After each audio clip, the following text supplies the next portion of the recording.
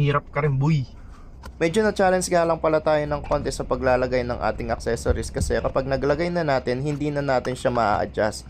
Kaya dapat make sure nasa gitna na agad yung ating logo sa taas para maayos at magandang tignan ang ating cover. Nung nalagay naman natin guys, tignan nyo naman, napaka-angas naman yan at saka napaka-elegant tignan ng ating nabiling leather cover. Sa mga nagtatanong naman guys kung magkano ko siya nabili, nasa around 700 ang presyo ng ating nabiling accessories na to. At para sa quality na leather niya at elegant look niya, para sa akin, sulit buy na ito.